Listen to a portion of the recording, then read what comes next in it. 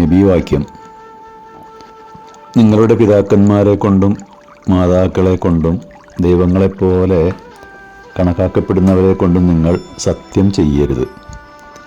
സത്യസന്ധമായിട്ടല്ലാതെ നിങ്ങൾ സാക്ഷാൽ ദൈവത്തെ കൊണ്ടും സത്യം ചെയ്യരുത്.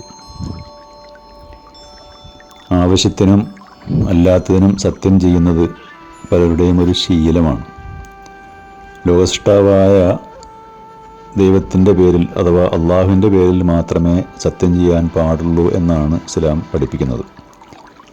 പ്രവാചകനെ കൊണ്ടോ അല്ലെങ്കിൽ പള്ളിയെ കൊണ്ടോ അല്ലെങ്കിൽ മരിച്ചുപോയ പുണ്യാത്മാക്കളെ കൊണ്ടോ മാതാപിതാക്കളെ കൊണ്ടോ ആളുകൾ സത്യം ചെയ്യാറുണ്ടെങ്കിലും അതൊന്നും ഇസ്ലാമിൽ അനുവദനീയമല്ല.